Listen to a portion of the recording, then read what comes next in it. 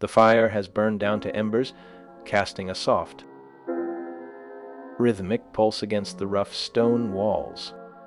The air is still, heavy with the scent of cedar and the distant, muffled sound of the Tiber flowing in the night. I sit here not as the emperor, but as a man remembering the weight of a crown that once felt like a stone on my brow. The silence of this room is a balm, a stark contrast to the roar of the legions or the clamor of the forum. In this quiet, the years fall away. The dust of Judea settles. The smoke of the fire clears. I hear only the breath of the night, a steady rhythm that guides the mind back to the beginning, to the path that led me from the quiet of a soldier's tent to the center of the world. The light in the small room near the septizonium was dim and soft, filtering through a high window. Dust motes danced slowly in the single beam of sunlight that reached the floor. The walls were rough and unadorned, painted in a faded ochre that had seen better days.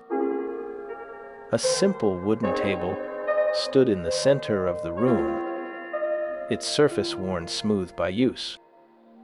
An inkwell sat upon the table, its contents long dried into a dark and crusty residue. A scroll lay unrolled beside it, the papyrus brittle and yellowed with the passage of time.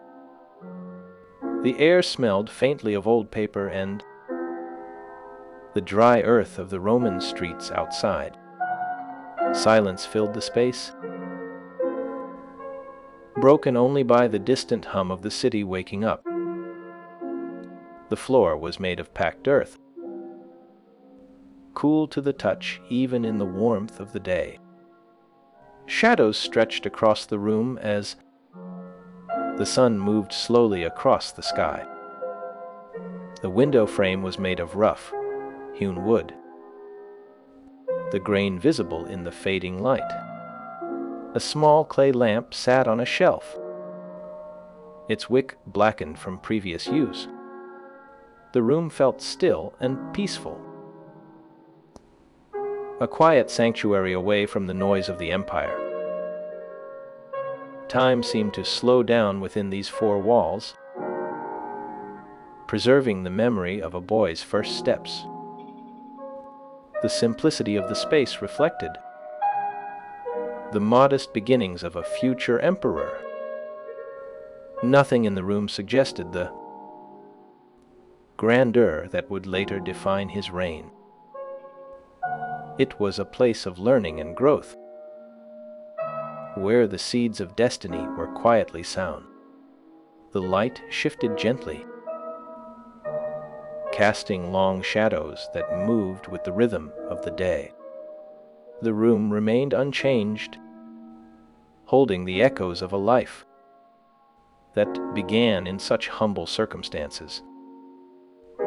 The south of France light, olive trees, turpentine, linseed oil, the world before the figure steps into it. The afternoon sun poured through tall, narrow windows of a quiet Roman villa in the countryside. Dust motes danced slowly in the golden beams that illuminated the polished marble floor. A simple wooden table stood in the center of the room, holding a single clay oil lamp and a scroll of papyrus. The air smelled faintly of dried lavender and warm stone, creating a sense of deep and enduring peace. Outside the open archway, the garden lay still under the weight of the approaching evening. Olive trees swayed gently in the breeze, their silver leaves whispering against the warm earth. A small fountain trickled in the distance, its steady rhythm providing a soothing backdrop to the silence. The walls were adorned with faded frescoes depicting scenes of harvest and simple rural life. No grand statues or gilded ornaments cluttered the space. Only the quiet dignity of functional beauty. The room felt suspended in time, untouched by the hurried affairs of the city or the court. Shadows lengthened slowly across the floor as the sun dipped below the horizon. The warmth of the day lingered in the stone, radiating a gentle heat that comforted the weary traveler.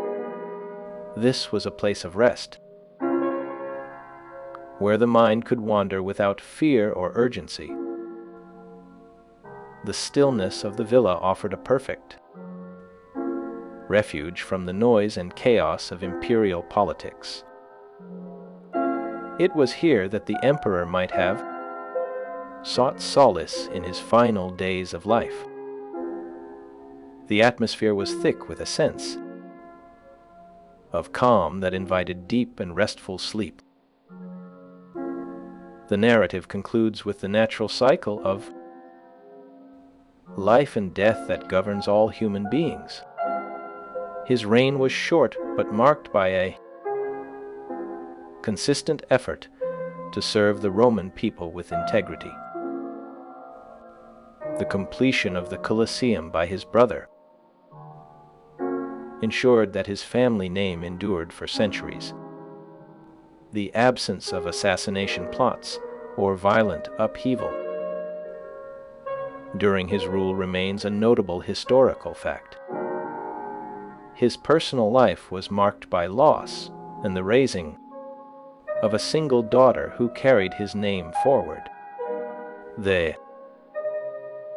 The fire has burned down to embers, casting a soft, rhythmic pulse against the stone walls.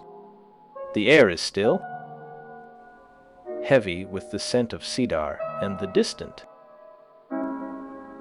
muffled sound of the Tiber flowing in the night. I sit here not as the emperor, but as a man remembering the weight of a crown that once felt like a stone on my brow. The silence of this room is a balm, a stark contrast to the roar of the legions or the clamor of the forum. In this quiet, the years fall away, the dust of Judea settles, the smoke of the fire clears. I hear only the breath of the night, a steady rhythm that guides the mind back to the beginning, to the path that led me from the quiet of a soldier's tent to the center of the world. My earliest memories are not of gold or marble, but of the dim light filtering through a small window near the septizonium. That room held the weight of our humble beginnings, a space where the air smelled of damp stone and the faint, sweet scent of dried lavender. My father was a man of steady hands and quiet ambition, a soldier who understood the value of discipline before he ever understood the value of power. Our home was not one of excessive opulence, but of order. From my earliest days, I learned that the foundation of a life, like the foundation of a city, must be laid with care. My mother taught me the importance of dignity and the quiet strength required to navigate the complexities of Roman society. She moved through the rooms with a grace that belied the roughness of our circumstances, her presence a constant anchor in a world that often shifted beneath our feet. Education was the first campaign a battle fought with ink and memory rather than steel and shield. I was placed under the tutelage of the finest minds of our time, learning the Greek and Latin tongues with equal fluency. The classics were not merely words to be memorized, but lessons in governance, in philosophy, and in the nature of humanity. I studied the history of the Republic, the rise and fall of great men, and the fragility of peace. I learned that power without wisdom is a sword without a hilt, dangerous to the one who holds it. The teachers spoke of duty and of the heavy burden of leadership, words that would echo in my mind for decades to come. They taught me to observe the world with a critical eye, to see the patterns in the chaos of human affairs. A physiognomist once examined my young face and declared that I would surely become the ruler of Rome. He looked at me with eyes that seemed to see beyond the surface into the very fabric of my destiny.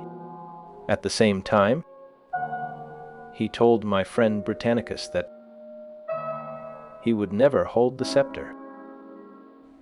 The prediction hung in the air, a strange and heavy thing. Yet it passed into the background of my childhood like a whisper in a storm.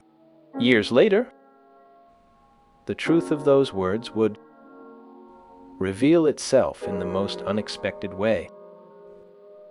As I ascended to the throne after my father, the boy who was told he would rule grew into the man who would bear the weight of the empire, while the boy who was told he would not rule.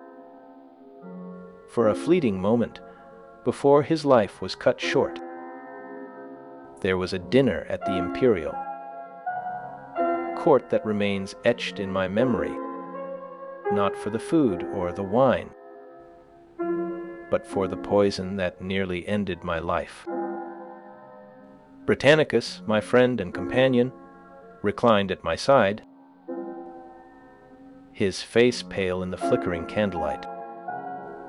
A cup was passed, intended for him, a fatal draught hidden within its contents. I, in a moment of innocent curiosity, reached for the cup and tasted the bitter liquid before it could reach his lips. The pain was sharp and immediate, a burning sensation that spread through my body like a sudden frost. I recovered from this incident, though the event remained a part of my early life narrative, a shadow that lingered in the corners of my mind. The sources do not provide extensive details about the exact nature of the poison, only that it was swift and deadly, a weapon wielded in the shadows of the court. The quiet years of my childhood were filled with the sounds of military drills and political discussions. I watched my father navigate the treacherous waters of Roman politics with skill and patience. He moved through the corridors of power with a deliberate slowness, never rushing, never showing fear.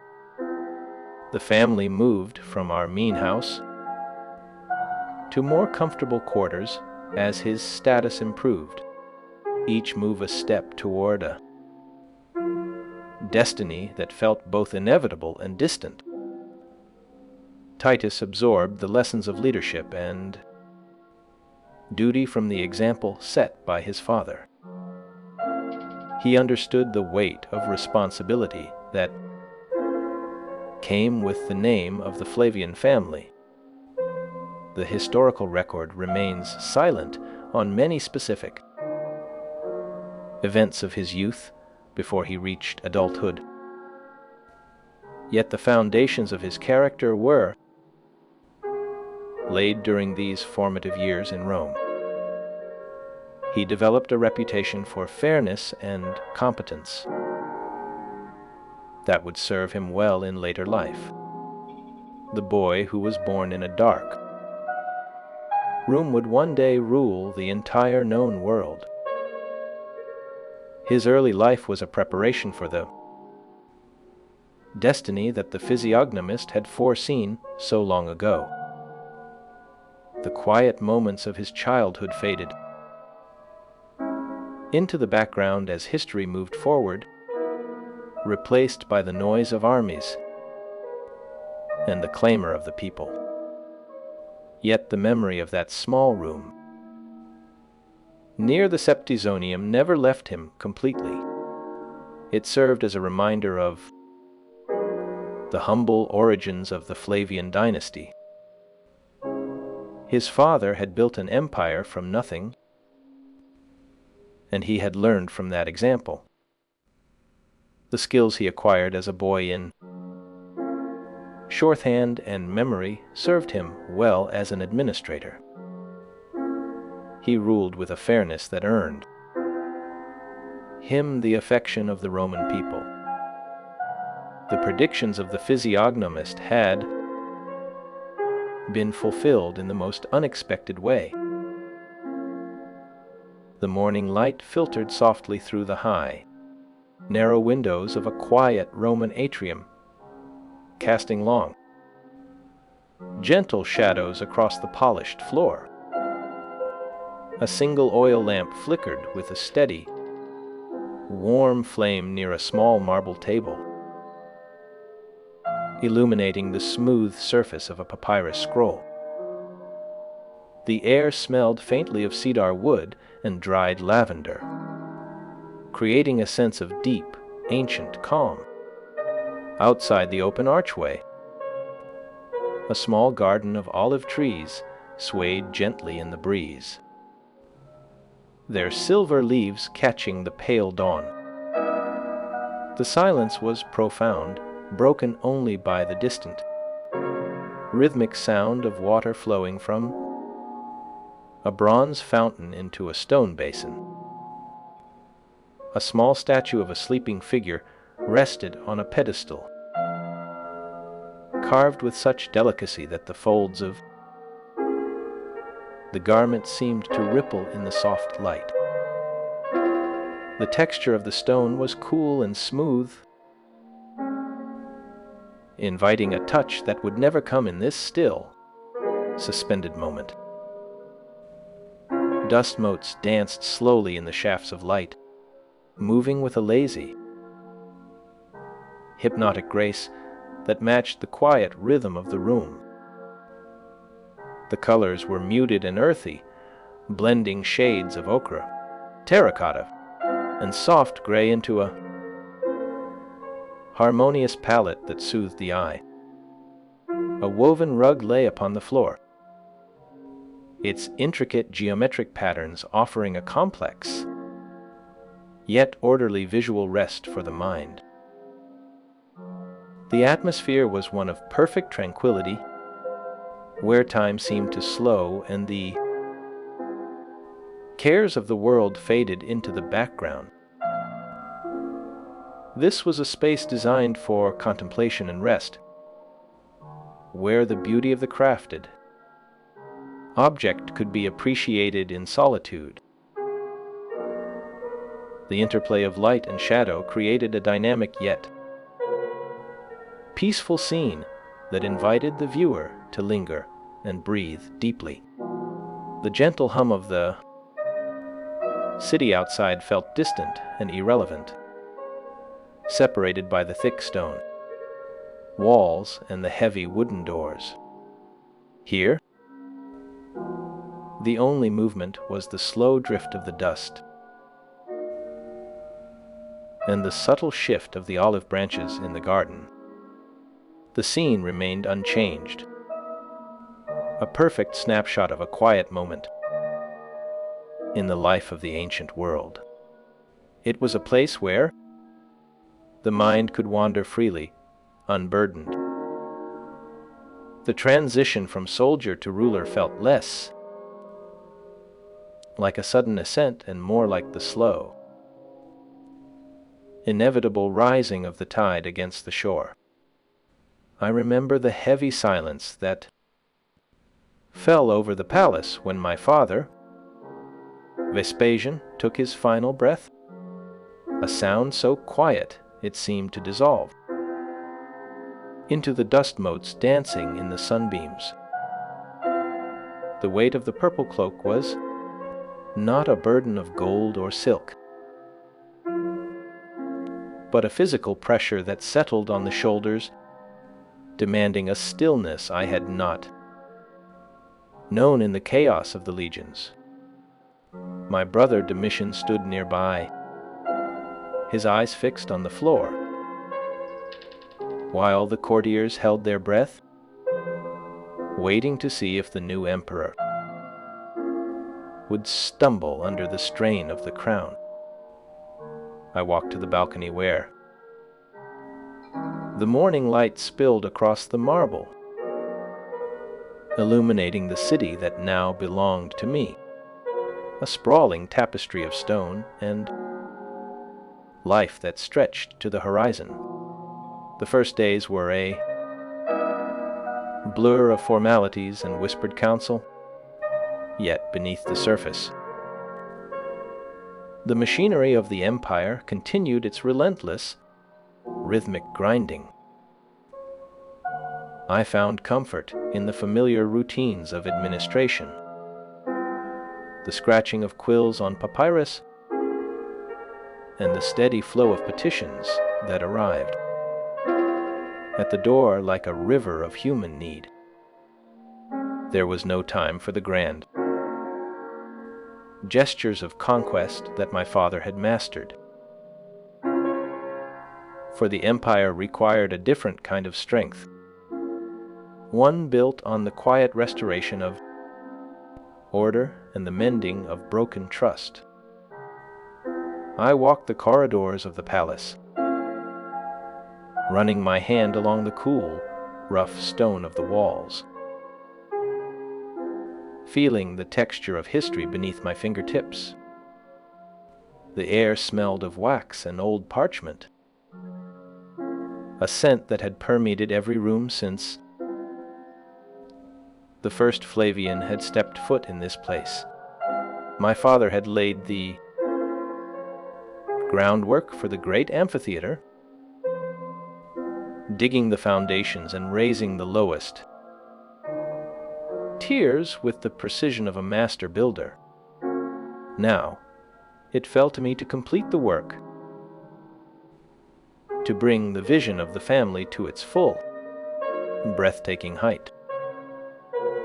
I spent long hours inspecting the scaffolding, watching the workers hoist blocks of travertine into the sky, their bodies straining against the weight of the stone.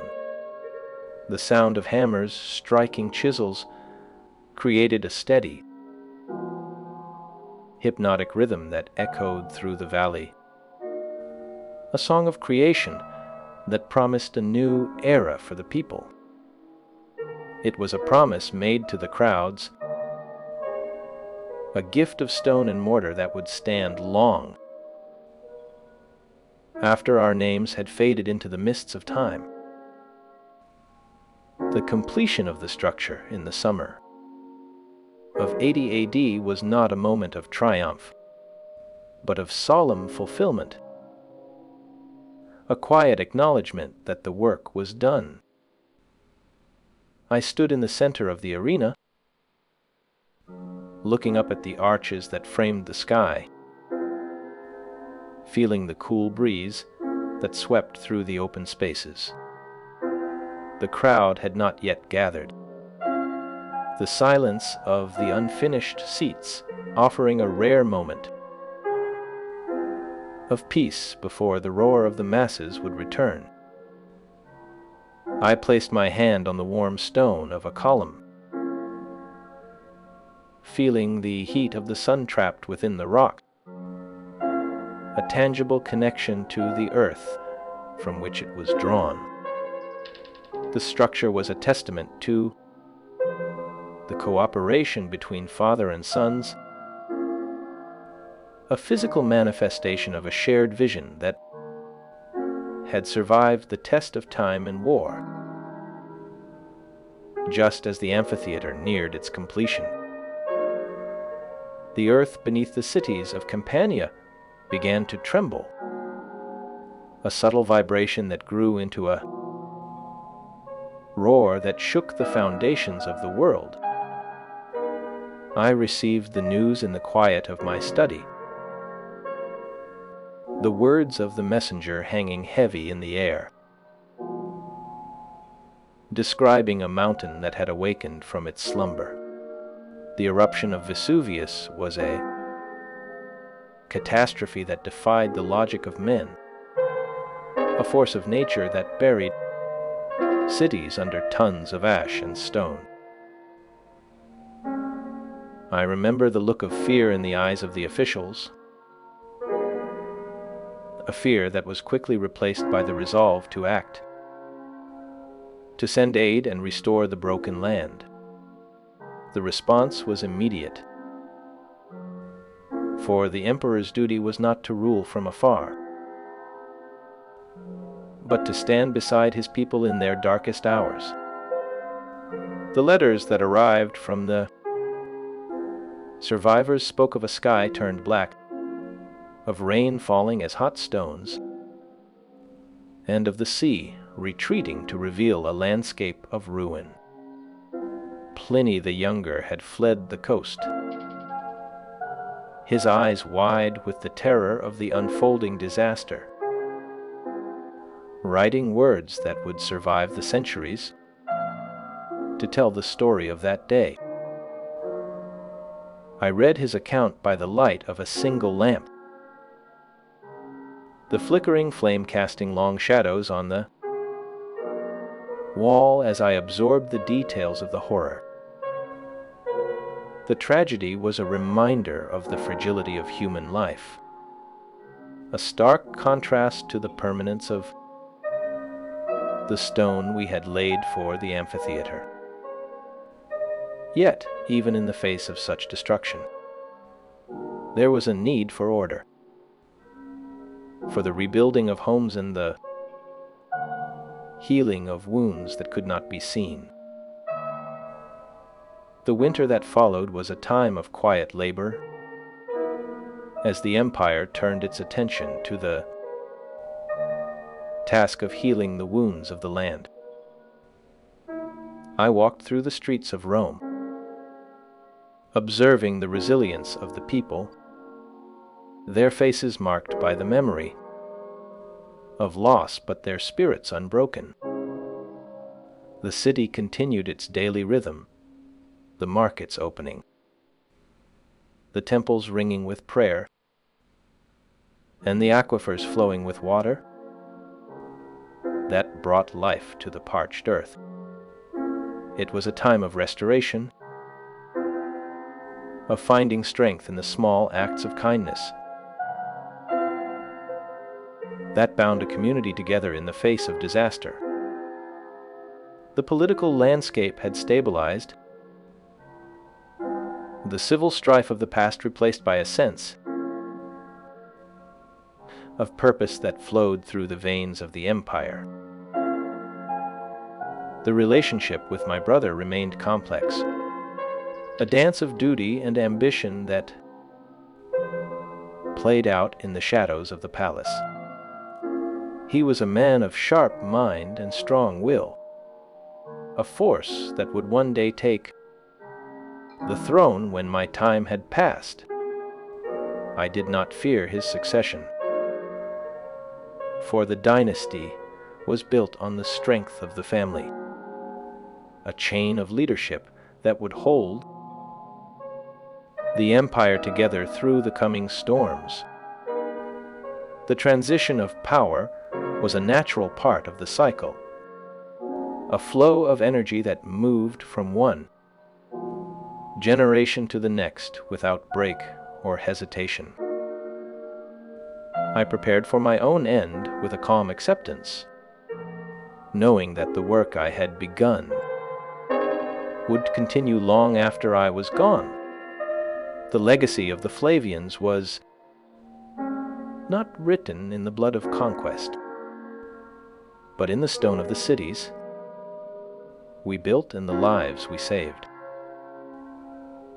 The absence of scandal in the records of my reign allows the modern reader to imagine a time when kindness and stability could exist in the heart of an empire. The ruins of Rome still whisper the story of a man who ruled with unexpected grace, a ruler who understood that true power lies in the service of others. The historical record, though incomplete, preserves enough detail to honor the memory of a well-regarded emperor who sought to bring peace to a fractured world.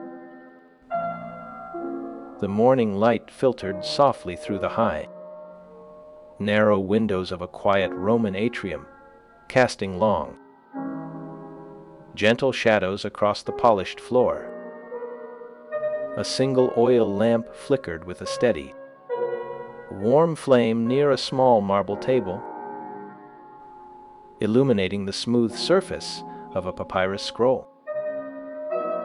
The air smelled faintly of cedar wood and dried lavender, creating a sense of deep, ancient calm. Outside the open archway, a small garden of olive trees swayed gently in the breeze, their silver leaves catching the pale dawn. The silence was profound, broken only by the distant, rhythmic sound of water flowing from a bronze fountain into a stone basin. A small statue of a sleeping figure rested on a pedestal, carved with such delicacy that the folds of the garment seemed to ripple in the soft light. The texture of the stone was cool and smooth, inviting a touch that would never come in this still, suspended moment. Dust motes danced slowly in the shafts of light, moving with a lazy, hypnotic grace that matched the quiet rhythm of the room. The colors were muted and earthy, blending shades of ochre, terracotta, and soft gray into a harmonious palette that soothed the eye. A woven rug lay upon the floor, its intricate geometric patterns offering a complex, yet orderly visual rest for the mind. The atmosphere was one of perfect tranquility, where time seemed to slow and the cares of the world faded into the background. This was a space designed for contemplation and rest, where the beauty of the crafted object could be appreciated in solitude. The interplay of light and shadow. The dust of Judea still rises in the mind, a fine, red powder that coats the memory of those long days. I remember the heat pressing down on the armor, a heavy, suffocating weight that made every breath a labor. The sun hung low and fierce, turning the sky into a sheet of hammered copper that offered no mercy to the marching legions. We moved through valleys that seemed to swallow sound, where the only noise was the rhythmic clatter of sandals on stone and the occasional lowing of a mule. The air smelled of dry thyme and crushed olive leaves, a sharp, herbal scent that clung to the skin long after the battle had ended. I walked among the men, feeling the grit of the road between my boots, a constant reminder of the earth we claimed and the earth we lost. The campaign was not a single moment of glory, but a long, grinding procession of sieges and skirmishes that stretched the spirit thin. We took Cherokee first, a city built against the sea where the salt air mixed with the smoke of burning homes. The walls were high and old, made of stone that had seen centuries of storms before we arrived. Breaking them required patience and the slow, deliberate application of force that defines true warfare. I watched the siege engines move forward, their wooden frames creaking under the strain, a sound that echoed across the silent lake. The soldiers worked in unison, their faces set in masks of concentration, eyes fixed on the gaps in the fortifications. There was no room for hesitation when the arrows began to fly, a dark cloud that hissed through the air and found its mark in the flesh of the unprepared. I remember the feeling of the horse beneath me, its muscles tense and ready, the heat radiating from its flank through the saddle. It was a good horse, sturdy and loyal, until the moment the earth seemed to shift and the beast stumbled. A spear had found its mark, or perhaps a stone from the wall, and the animal fell, throwing me into the dust.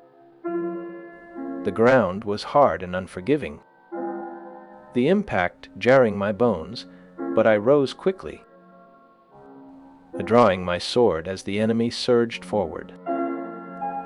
The fight was close and brutal, a tangle of steel and shouting where every breath mattered. I fought with a clarity that came only in the face of death, my mind clear of all else but the next move. The horse was lost, a small sacrifice in a war that demanded much, but I survived to see the city fall. Later we moved to Gamala, a place perched on a ridge like a bird ready to take flight. The climb was steep and treacherous, the path winding up the rock face, where the wind howled through the crags. The city below looked small from the heights, a cluster of stone houses huddled together for warmth and defense. We ascended in silence, the only sound the crunch of gravel underfoot and the ragged breathing of the men. The air grew thin and cool as we climbed, a sharp contrast to the heat of the valley floor. We reached the walls under cover of darkness, the stars above us cold and distant. The attack came at dawn, the light revealing the sheer drop on one side and the thick stone on the other. The defenders fought with a desperation that was both admirable and terrifying, their voices rising in a chant that echoed off the canyon walls. I led the charge up the narrow path, my sword heavy in my hand, feeling the weight of the command on my shoulders. The battle was a chaotic dance of steel and blood, the ground slick with the fluids of the fallen. Men fell on both sides, their bodies tumbling down the slope or lying still in the dust. The silence that followed was heavy, broken only by the moans of the wounded and the cawing of birds circling the dead. The city was taken, but the cost was written in the faces of my men, in the lines of exhaustion that etched their features. I walked through the ruins, touching the rough stone of the walls, feeling the history of the place in the rough texture. The destruction was total, the city reduced to a heap of rubble that the wind would soon scatter. It was a necessary evil, a harsh lesson in the price of rebellion, but it left a mark on the soul that never fully fades. The memory of the smoke and the smell of burning wood stays with me, a ghost that lingers in the quiet hours of the night. The stone walls of the amphitheater stand as a testament to the power of the state, a structure built to hold the roar of the crowd and the silence of the dead. The limestone blocks are warm to the touch, glowing softly under the midday sun as they have for centuries. Shadows stretch long across the arena floor, marking the passage of time in a slow, deliberate dance. The air inside is still, heavy with the scent of dry dust and the faint, lingering trace of incense from days long past. Visitors walk slowly along the outer corridors, their footsteps echoing against the stone, tracing the lines of the architecture with their eyes. Statues of gods and heroes stand guard in the upper arches, their marble faces turned toward the sky in an eternal vigilance that defies the erosion of time. The light filters through the open arches, illuminating the stone tiers where thousands once gathered in silence before the roar began. The structure feels immense and intimate all at once, a place where the individual can feel small yet part of something greater than themselves. The silence of the empty space is profound, broken only by the distant sound of birds nesting in the high arches. The air smells of ancient dust and dry stone, carrying the faint echo of past cheers and roars that have long since faded into history. The arena floor is covered in sand that once absorbed the blood of beasts and men alike, a soft, pale layer that hides the violence of the past. The upper tiers rise in a gentle curve, creating a sense of enclosure and safety for the spectators who once sat there. The light shifts slowly across the interior as the day progresses, casting long shadows that dance on the stone seats in a rhythm that never changes. The walls speak of a time when the world was ordered by the will of emperors and the strength of legions, a time that is gone but not forgotten. The quiet grandeur of the completed amphitheater offers a space for reflection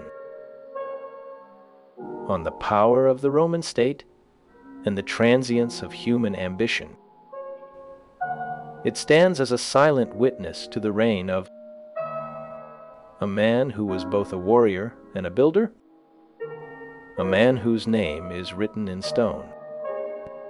The campaign in Judea was only one chapter in a life that moved between the sword and the quill. I learned early that the mind must be as sharp as the blade to survive the complexities of command.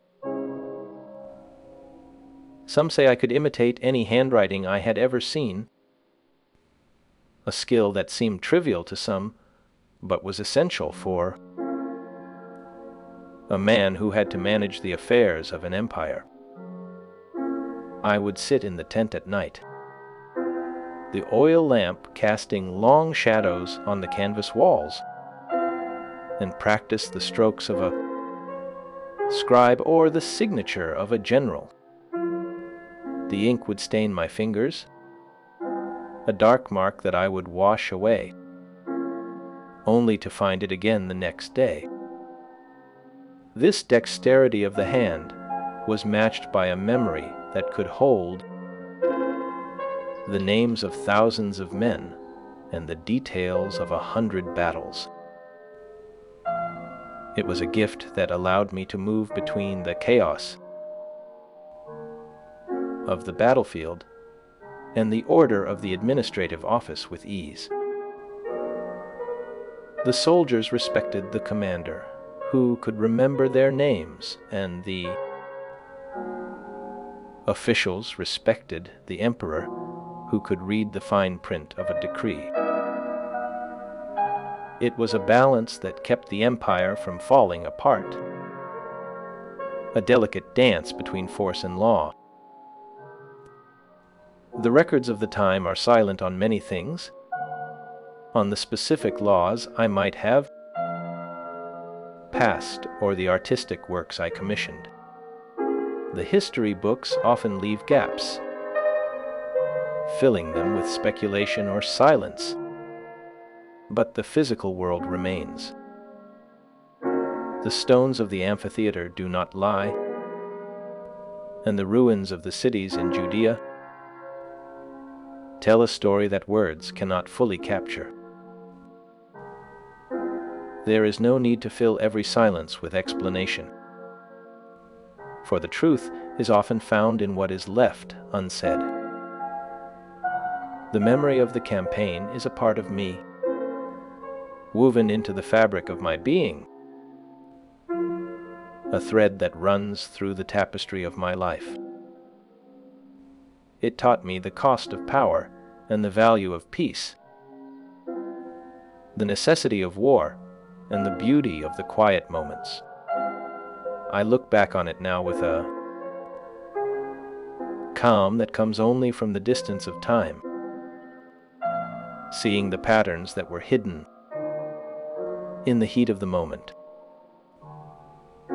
The destruction of Jerusalem was a turning point, a moment that changed the course of history and left a mark on the world that is still visible today. The Second Temple is gone, reduced to a pile of stones that the wind scatters, but the memory of it remains in the hearts of those who remember. It was a brutal and decisive conflict, one that required the full force of the legions to bring to an end. I led the men through the dust and the blood, feeling the weight of the command and the burden of the decision. It was not a choice made lightly, but a necessity demanded by the circumstances of the time. The empire needed order,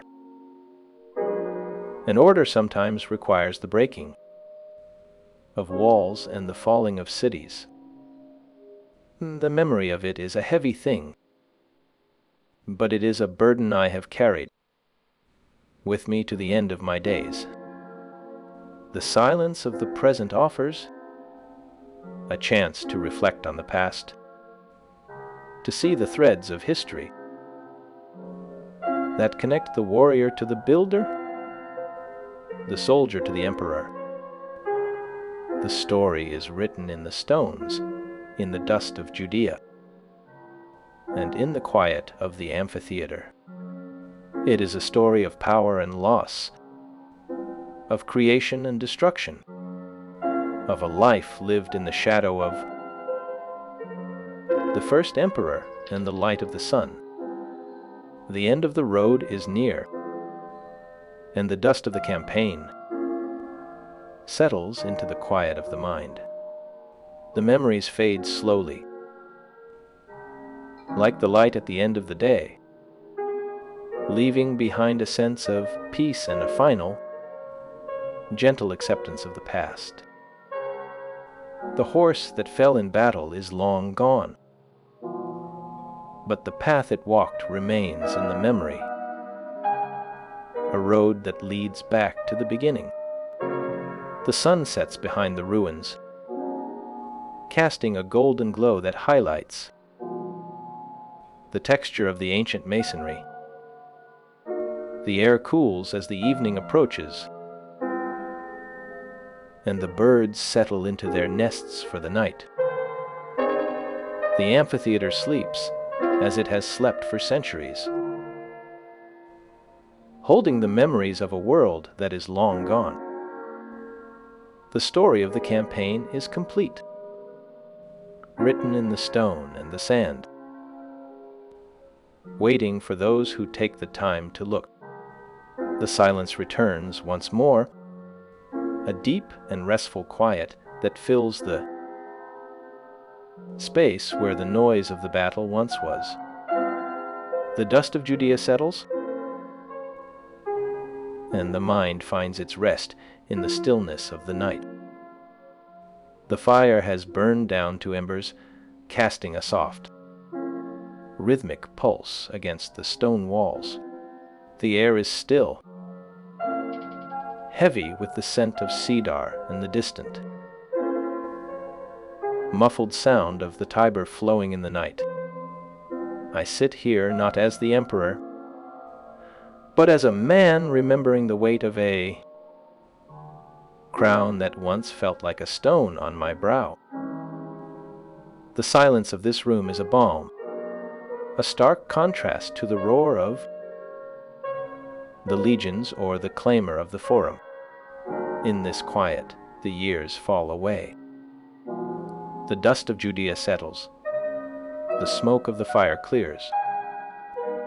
I hear only the breath of the night, a steady rhythm that guides the mind back to the beginning, to the path that led me from the quiet of a soldier's tent to the center of the world. My father, Vespasian, was a man of steady hands and quiet ambition, a soldier who understood the value of discipline before he ever understood the value of power. Our home was not one of excessive opulence, but of order. From my earliest days, I learned that the foundation of a life, like the foundation of a city, must be laid with care. My mother, Flavia Domitilla, taught me the importance of dignity and the quiet strength required to navigate the complexities of Roman society. Education was the first campaign. I was placed under the tutelage of the finest minds of our time, learning the Greek and Latin tongues with equal fluency. The classics were not merely words to be memorized, but lessons in governance, in philosophy, and in the nature of humanity. I studied the history of the Republic, the rise and fall of great men, and the fragility of peace. I learned that power without wisdom is a sword without a hilt, dangerous to the one who holds it. My brother Domitian walked a different path, one paved with sharper edges and louder ambitions, yet the bond of blood remained, unbroken even as our roles diverged. We were three pillars holding up a world that often trembled under its own weight. The days of the Flavian rise were marked by the dust of civil war and the sharp tang of iron. I remember the mud of the battlefield, the cold rain soaking through my tunic, and the heavy silence that follows a victory. My father took the throne not with a shout, but with a steady hand that calmed the shaking empire. He sought to restore the old rhythms, to bring order back to the chaos. I stood beside him, learning the art of restraint. The world had seen emperors who burned bright and fast, consuming themselves and those around them. We chose a different course. We chose to build. We chose to plant gardens where armies had once marched. The transition from the madness of the previous years to the calm of our rule was not sudden. It was a slow unfolding, like the first light of dawn, breaking over the hills of Rome. People watched with cautious eyes, waiting for the other shoe to drop. They expected the familiar cycle of cruelty and excess.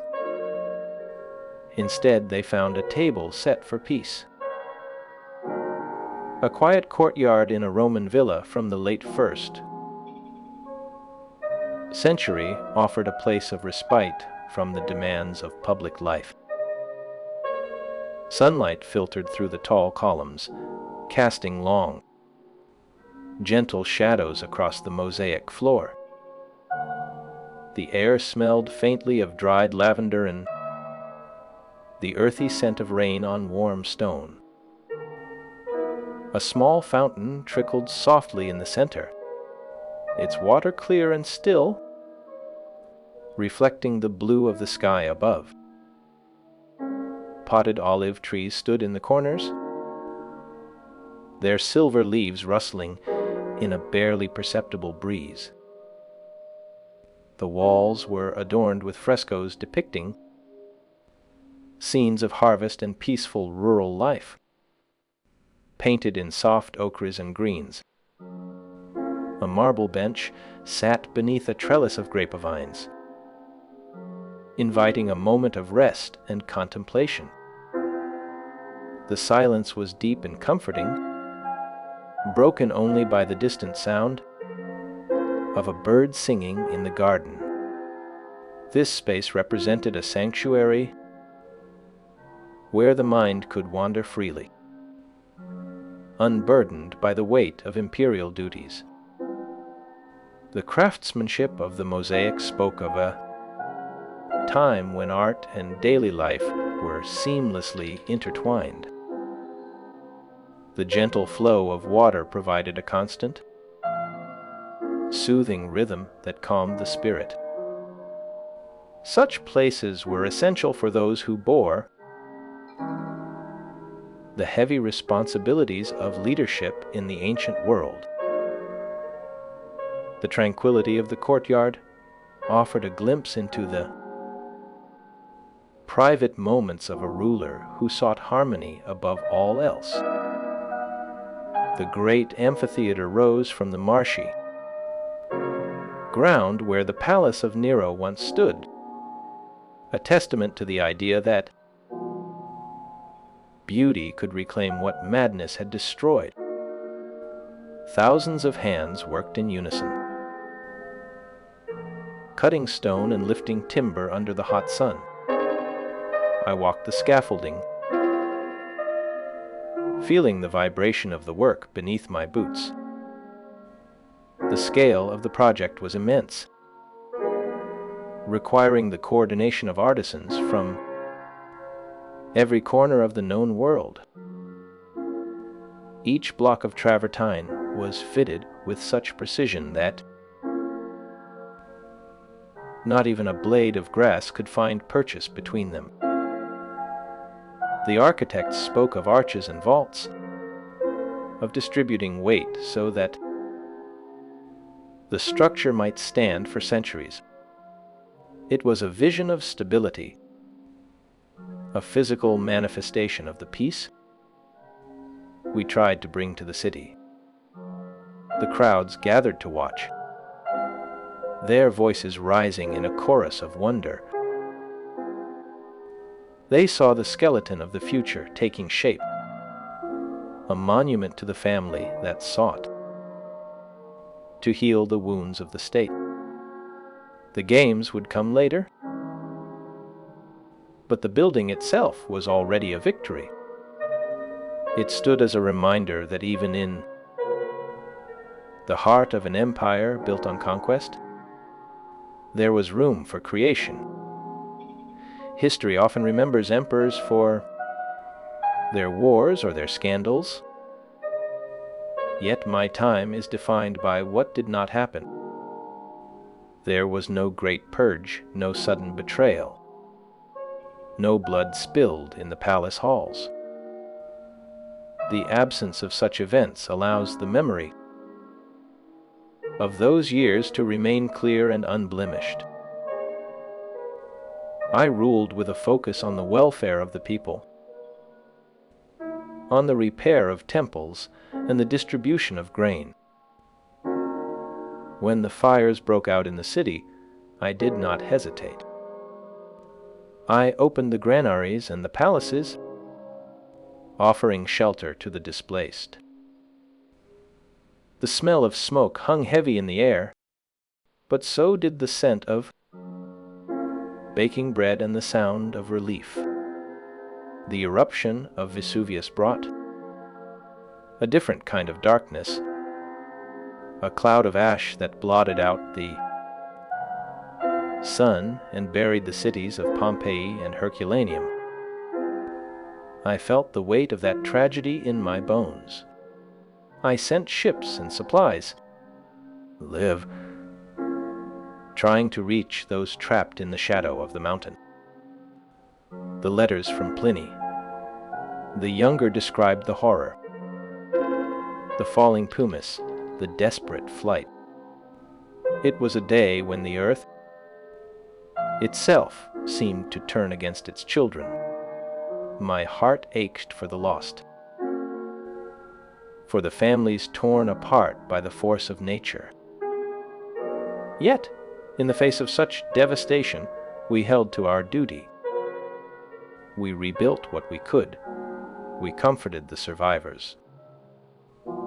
The empire moved forward one step at a time, carrying the memory of the dead in its silence. My own life was marked by a deep and abiding love for my daughter, Julia, who was my only child. She was the light of my days, a bright spark in a world that often felt heavy with responsibility. I watched her grow, learning to walk, to speak, to laugh. Her presence softened the edges of my rule. I saw in her the future, a continuation of the line that my father had begun. The loss of her was a blow from which I never fully recovered, though I hid it well. The grief was a quiet companion, walking beside me through the long corridors of the palace. It reminded me of the fleeting nature of power and the enduring value of love. My days became a succession of duties, of meetings and decrees, of managing the endless machinery of the state. Yet in the quiet moments I would think of her. I would remember the sound of her voice and the warmth of her hand in mine. The world continued its slow rotation around the sun, indifferent to the rise and fall of emperors. The stars above the Tiber shone with the same cold brilliance they had shown to the first men who looked up at them. I fell ill in the late autumn, the air turning crisp and the leaves falling from the trees. The fever took me slowly, a creeping warmth that drained the strength from my limbs. I lay in my bed, listening to the wind outside, feeling the approach of the end. There was no fear, only a deep sense of acceptance. I had lived my life with intention, with a focus on the good I could do. The transition from life to death felt like a natural progression, like the sun setting after a long day. My brother Domitian was there, standing by my side, his face a mask of grief and duty. I spoke to him of the empire, of the work that remained to be done. I told him to be kind, to be just, to remember the people. Then I closed my eyes and let go. The breath left my body, and the silence returned. The empire moved on, the legions marched, the markets. The fire has burned down to embers, casting a soft, rhythmic pulse against the stone walls. The air is still, heavy with the scent of cedar and the distant, muffled sound of the Tiber flowing in the night. I sit here not as the emperor, but as a man remembering the weight of a crown that once felt like a stone on my brow. The silence of this room is a balm, a stark contrast to the roar of the legions or the clamor of the forum. In this quiet the years fall away. The dust of Judea settles. The smoke of the fire clears. I hear only the breath of the night, a steady rhythm that guides the mind back to the beginning, to the path that led me from the quiet of a soldier's tent to the center of the world. My father Vespasian laid the first heavy blocks of what would become the great stone heart of Rome. He was a man who understood that a house must stand on solid ground before the roof can be raised. The work began while he still walked the earth, a project of immense scale that demanded the labor of thousands. I watched as the lower tiers rose from the marshy valley, layer upon layer of travertine and brick. The rhythm of the hammers was a constant song that echoed through the city. It was a song of construction, not destruction, a rare melody in an age often defined by the clash of steel. When he passed, the work did not stop. It simply changed hands, passing to my own shoulders with a sense of solemn duty.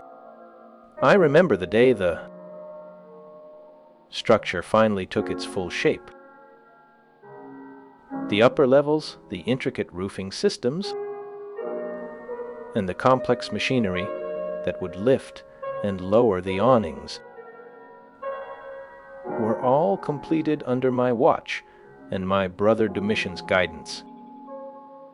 It was a collaborative effort, a family project that spanned generations. The stone itself seemed to breathe, absorbing the light of the sun and the cool of the night. The arches were not just structural necessities, but expressions of a vision that sought to bring order to the chaos of the crowd. The concrete used within the walls was a mixture of lime, volcanic ash, and water, a formula that allowed the Roman builders to create spaces of such vastness and light. The dedication of this place happened in the year 80, a year that felt like a new beginning for the city. The Flavian Amphitheater, as we called it then, stood ready to receive the people. The name Colosseum would come much later, a whisper of the future that no one could have predicted in those days. The lower 3 tiers had been built by my father, but the upper stories and the velarium, the great awning that could shade the audience, were finished by my brother and me. It was a testament to the continuity of our family's ambition. The marble columns that adorned the exterior gleamed in the morning light, each one carved with care and precision. The friezes told stories of gods and heroes, a visual language that spoke to every citizen who walked through the gates. Inside, the space was designed for movement and order. Vast crowds could flow through the corridors and up the stairs without confusion. The symmetry of the design was a reflection of the order we hoped to bring to the empire. Light and shadow played across the stone surfaces, creating a dynamic experience that changed with the hours of the day. The sound of the crowd rising from the seats was a wave that rolled through the arena, a living thing that responded to the events below. The games we held were elaborate, filled with performances that celebrated the artistic achievements of our state. These events were not merely entertainment, but a way to bind the people to the capital, to create a shared memory of glory and stability. The funding for this massive undertaking came from the spoils of the wars in the East. The siege of Jerusalem had ended in 70, a 4-year campaign that reshaped the political landscape of the province. The city had fallen, and the rebellion was suppressed. The treasures taken from the temple and the spoils of war were poured into the coffers of Rome. These funds allowed the construction to continue without and the burden of new taxes on the people. The connection between the military victory and the architectural triumph was clear. The stone of the arena was built upon the foundation of a hard-won peace. Yet, the memory of the conflict was tempered by the hope of the new structure.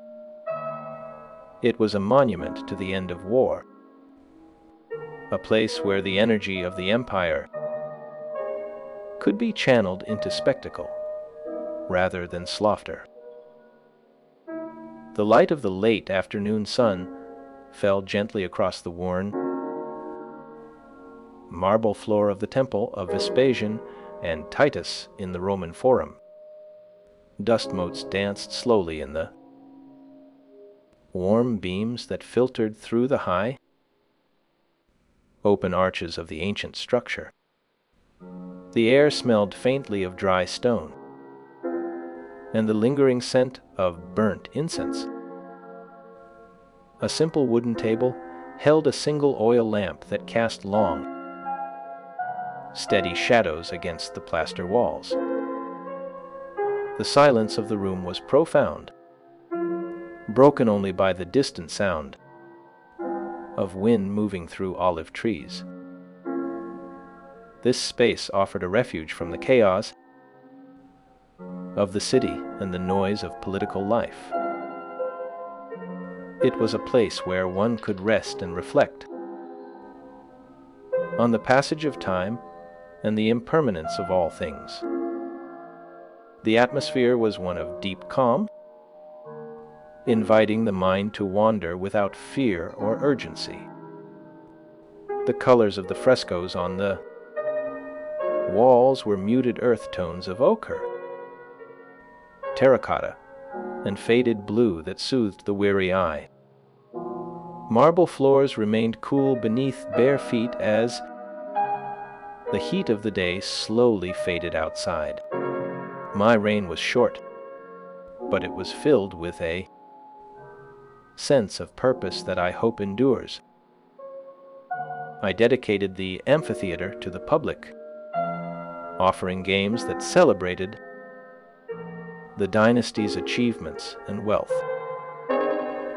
The sheer scale of the project required the coordination of thousands of workers and artisans over many years. Each stone was carefully cut and placed to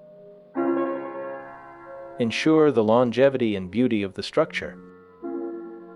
The craftsmanship involved in the construction demonstrated a level of skill that would influence public architecture for centuries to come. The use of the arch allowed for wide open spaces that could hold tens of thousands of people. This structural innovation was a gift to the future, a way of building that would outlast the emperors who commissioned it. The historical record of my life is fragmented, often silent where one might expect detail. The great historians of later times did not write extensively about me, and the legal archives of the empire made no mention of my administrative contributions. This silence allowed my memory to remain unblemished by the usual tragedies of imperial succession. There were no plots against me, no assassinations, no failed rebellions during my time on the throne. The Praetorian Guard never turned against me. This lack of internal conflict contributed to the perception of my rule as a period of relative peace and stability. The absence of scandal in my biography allows the modern reader to imagine a more harmonious past. It is a quiet legacy, one that offers reassurance about the capacity for human goodness in positions of power. My brother Domitian assumed power after my death in September of 81. He ruled for 15 years, a period often characterized by increasing violence and political instability. The contrast between the gentle memory of my rule and the harsh reality of his later years became a common theme in historical analysis. Some ancient sources suggested that the Praetorian Guard never attempted to assassinate me during my short time as emperor. This lack of internal conflict contributed to the perception of my rule as a period of relative peace and stability.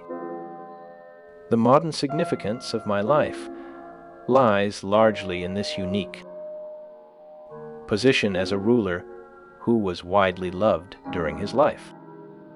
My legacy endured not through grand legal codes or military conquests, but through the affection of the Roman populace. The completion of the amphitheater served as a permanent reminder of the Flavian dynasty's architectural ambitions. It stood as a gathering place where citizens could witness the spectacle of the empire in all its glory. The structure itself was a testament to the engineering prowess and artistic ambition of my family. The blend of practical engineering and aesthetic grandeur was typical of the first century. The dedication ceremony included elaborate games and performances that celebrated the artistic achievements of the state. Such events reinforced the connection between imperial power and the cultural refinement of the capital city. My patronage extended beyond architecture to include the support of poets and playwrights of the time. I understood the importance of the arts in shaping public sentiment and preserving historical memory. The ruins of Rome continue to whisper the story of a man who ruled with unexpected grace. The absence of scandal in my biography allows the modern reader to imagine a more harmonious past. This quiet legacy offers a sense of reassurance about the capacity for human goodness in positions of power. The historical record, though incomplete, preserves enough detail to honor the memory of a well-regarded emperor. The story of my death and the subsequent rise of my brother provides a clear turning point in the Flavian dynasty. The completion of the Colosseum stands as a lasting monument to the family's collective ambition and architectural vision. The light that once filled the arena now filters through the broken arches, a silent reminder of the days when the city was whole. The construction of the Colosseum continued during the final phase of my rule as emperor. This massive amphitheater involved 3 emperors in its creation and stood as a symbol of Flavian power. I dedicated the structure to the public, offering games that celebrated the dynasty's achievements and wealth. The funding. The fire has burned down to embers, casting a soft, rhythmic pulse against the stone walls. The air is still, heavy with the scent of cedar and the distant, muffled sound of the Tiber flowing in the night. I sit here, not as the emperor, but as a man remembering the weight of a crown that once felt like a stone on my brow. The silence of this room is a balm, a stark contrast to the roar of the legions or the clamor of the forum. In this quiet, the years fall away. The dust of Judea settles. The smoke of the fire clears. I hear only the breath of the night, a steady rhythm that guides the mind back to the beginning, to the path that led me from the quiet of a soldier's tent to the center of the world. The end came not with a roar, but with a slow fading, like a sunset that refuses to darken the sky all at once. My body grew heavy, a vessel that had carried the weight of 2 years of rule and decades of service. The fever took hold in the small villa at Salona, where the air was thick with the scent of drying herbs and the damp earth of the coast. I felt the heat rise within my bones, a dry warmth that seeped into the marrow. My sister and my brother were there, their faces blurred by the haze of my own exhaustion. They spoke in low tones, their words drifting like smoke. I remembered the duties that still waited, the lists of names, the treaties, the repairs to the aqueducts. The mind clings to tasks even as the body surrenders to the dark. I thought of the city I had left behind, the great stone amphitheater that stood in the center of Rome. It was finished, a monument to the work of my father and the vision of my own brief reign. The crowds had cheered when the first games began, a roar that shook the very foundations of the earth. Now, in the quiet of my final hours, I could almost hear that echo, distant and muffled by time. The structure remained, a testament to the Flavian name, a place where the world could gather in peace. The stones were laid with precision, each block cut to fit its neighbor, a geometry of stability in a chaotic world. A single fact often surfaces in the mind when the body grows weak, a detail that seems small yet holds the weight of truth. The ancient physicians believed that the fever that took me was caused by a sudden change in the air, a corruption of the atmosphere that settled over the villa.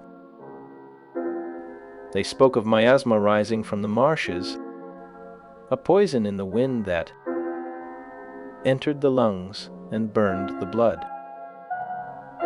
This was the explanation they offered, a theory of invisible gases that drifted through the open windows of the room. The room itself was a sanctuary of simple things, a place where the noise of the empire could not penetrate. The walls were painted in a soft ochre, the color of sun-baked clay fading gently in the dim light. A wooden bed stood in the center, its frame worn smooth by the touch of many hands over the years. The sheets were made of coarse linen, washed in the river water and dried in the salt air. A small table held a clay cup, half full of water that had gone warm. The floor was made of packed earth, cool and solid beneath the bare feet of the attendants who moved silently around the space. Light filtered through a high window, a single beam that cut through, the dust motes dancing in the air. The shadows stretched long across the room, marking the slow passage of the afternoon. Outside, the garden was quiet, the olive trees standing still in the heat. The only sound was the soft rustle of leaves in a barely perceptible breeze,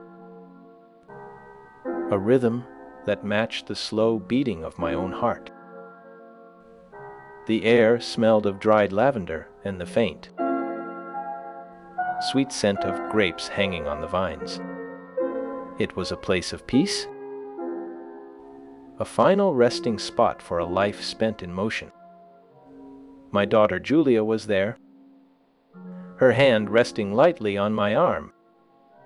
She was the only child I had, a girl of sharp eyes and a gentle spirit who carried my name forward. Her presence was a comfort, a reminder of the future that would continue without me. She spoke of the gardens she had planted, the flowers that bloomed in the spring, the birds that returned each year. Her voice was soft, a melody that filled the silence of the room. I listened, trying to hold on to the words, to the feeling of her touch. The world outside was vast and complex, full of wars and treaties, of rising and falling dynasties. But here, in this small room, there was only the sound of her voice and the steady rhythm of the breath. The fever continued to rise, a dry heat that burned through the mind.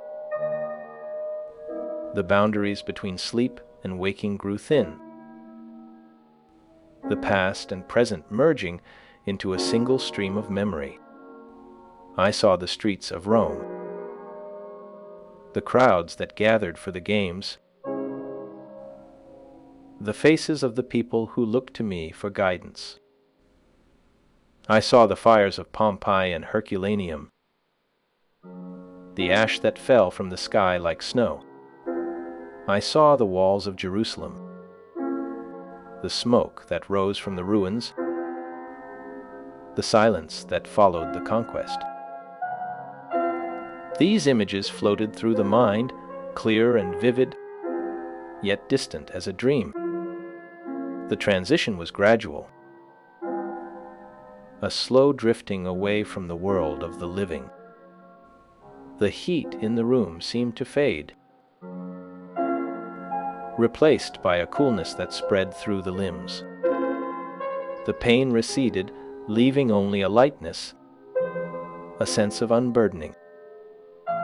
The attendants moved more slowly, their voices quieter, as if they knew the end was near. The light in the window shifted, the golden hue turning to a soft gray as the sun began to set.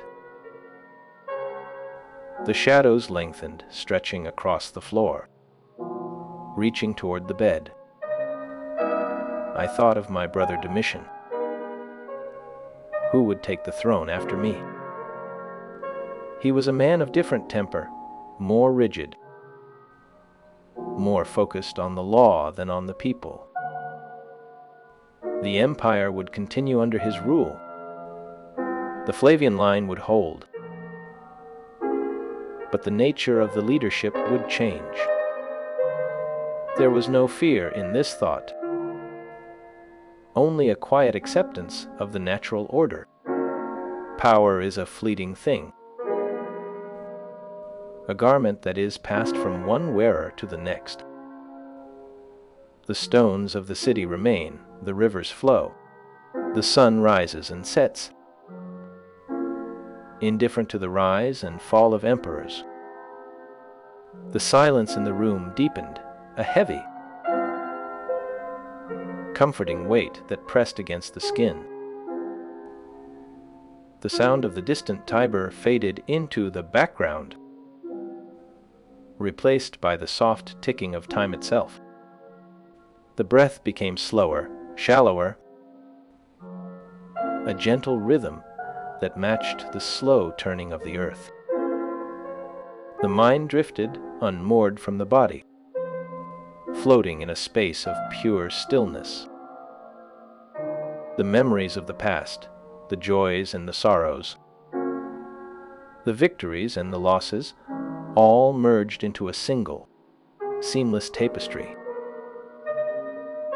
The legacy of a life is not measured in the length of years, but in the quality of the moments that fill them. The kindness shown to the people, the care taken in the governance of the state, the dedication to the welfare of the empire. These things remain even after the body has turned to dust. The Colosseum stands as a monument to the ambition of the Flavian family, a place where the world could gather in peace. The aqueducts still carry water to the city. The roads still connect the provinces. The laws still hold the empire together. These are the lasting marks of a life well lived. The final moments were a quiet surrender, a letting go of the grip on the world. The heat faded completely, replaced by a coolness that felt like a gentle embrace. The light in the room dimmed, the shadows merging into a single pool of darkness. The sound of the breath slowed, then stopped, leaving only the silence of the room. The body lay still, a vessel that had served its purpose, now empty and peaceful. The soul drifted away, unburdened by the weight of the crown, free to join the vast silence of the universe.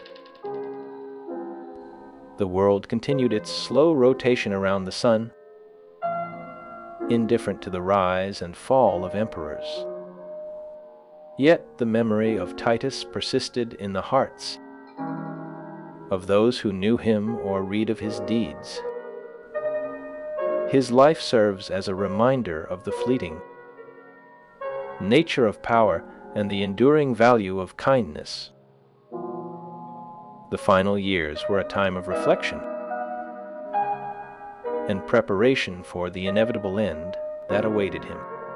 The sun set on his reign as it had set on many others before him, bringing a peaceful close to the day. The historical record regarding the posthumous reputation of Titus remained surprisingly quiet for many centuries. Scholars noted that the surviving text contained no verifiable claims about his major works or lasting legacy. This silence allowed later generations to project their own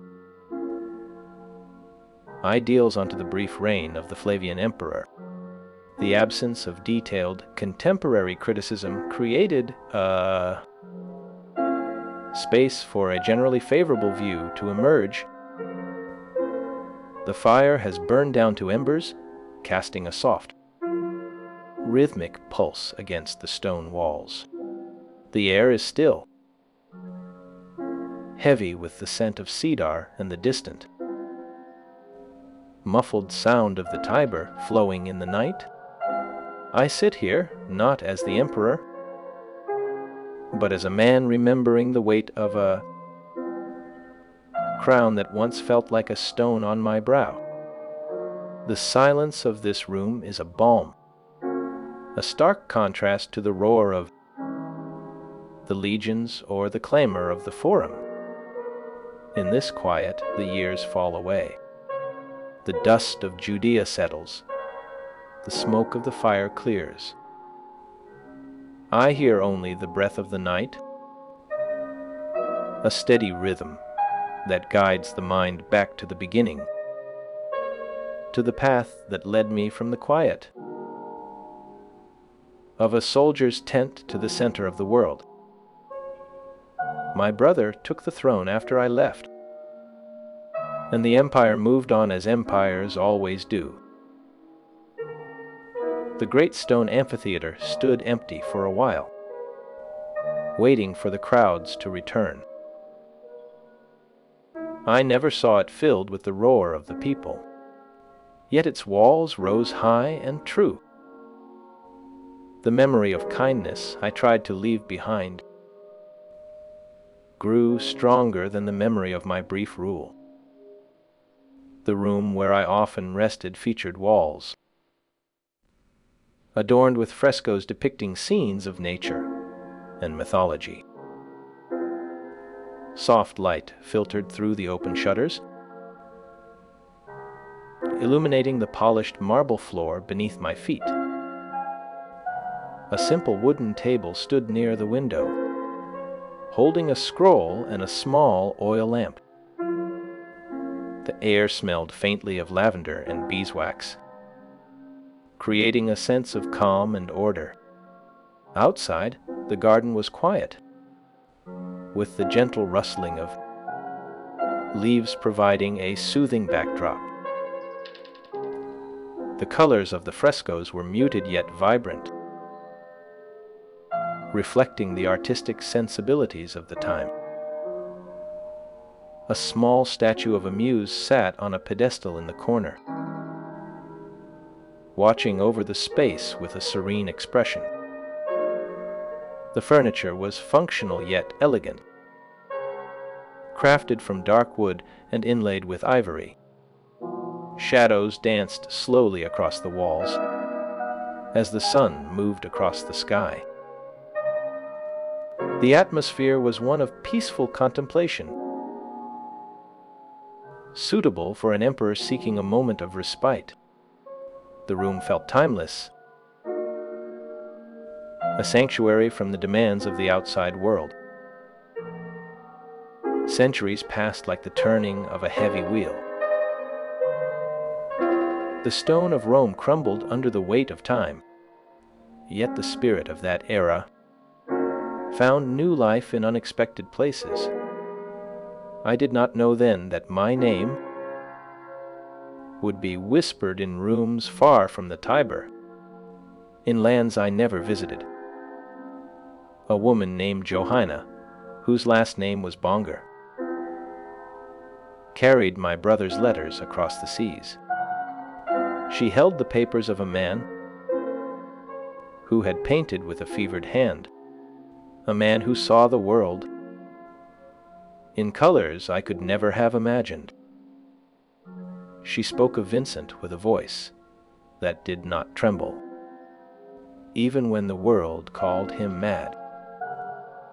She gathered his sketches and his canvases, organizing them with a precision that felt like a quiet act of defiance against the silence of the grave. She understood that the work was not finished just because the hand had stopped moving. Her belief was a slow, steady fire that warmed the cold stones of history. She arranged for exhibitions in cities where the light was different, where the air smelled of salt and pine instead of dust and olive oil. The paintings began to speak again. They spoke of wheat fields burning under a yellow sun, of cypress trees twisting like dark flames against a blue sky. People stopped walking in the streets to look at these images. They felt something in their chests that they could not name. The critics who had once laughed at the rough brushstrokes fell silent. They saw the truth in the paint, the raw honesty of a soul laid bare on canvas. This was a different kind of empire, one built not on conquest, but on the shared recognition of human feeling. The influence of these works spread like water finding its level. Artists in Paris and Amsterdam and Berlin began to paint with a new freedom. They abandoned the smooth, polished surfaces of the old masters. They sought the emotion in the stroke, the color that vibrated with the pulse of the heart. The movement they called Expressionism grew from these seeds. It was a way of seeing the world not as it appeared, but as it felt. The bold colors of the Fauvists followed, washing over the canvases with the intensity of a summer storm. They used red and green and blue not to describe an object, but to describe a mood.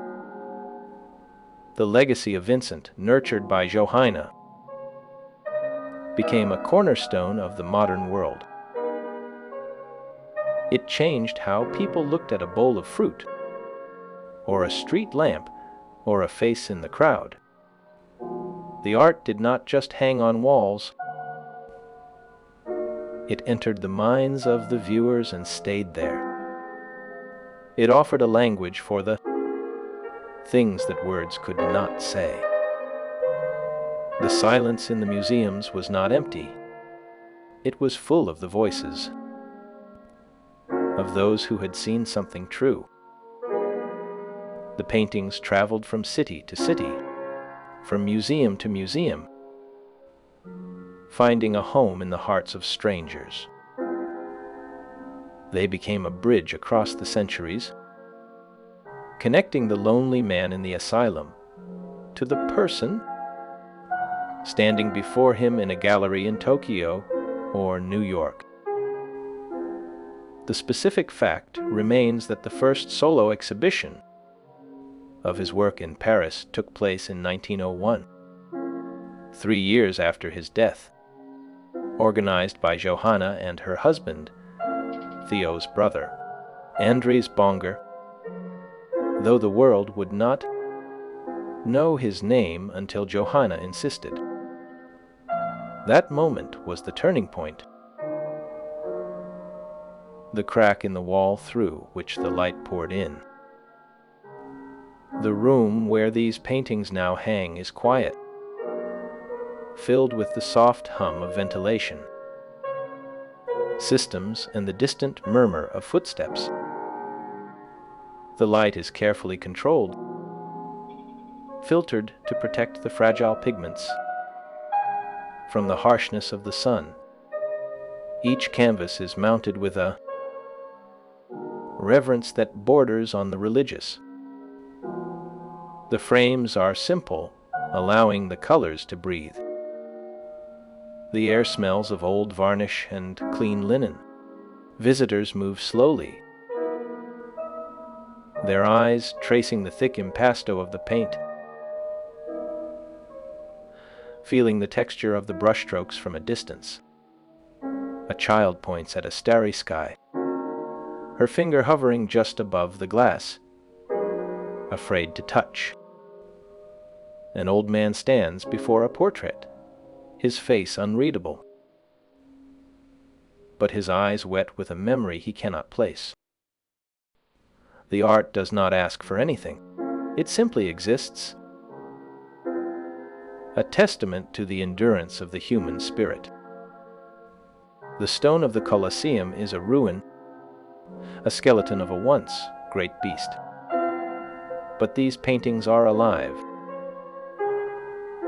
They grow with every new generation that sees them. They change as the world changes, revealing new layers of meaning to those who look closely enough. The legacy is not a monument of stone that crumbles. It is a living thing, a river that flows through time,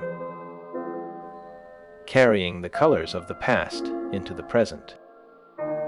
The sun sets over the city, casting long shadows across the floor.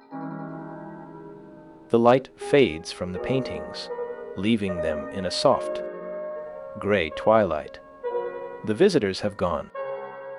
The silence returns, deep and absolute. The paintings wait for the morning light, for the next pair of eyes to find them. There is no need for words here. The story is told in the sweep of a brush, in the clash of colors, in the quiet presence of the work itself. The man who painted them is gone, but his vision remains.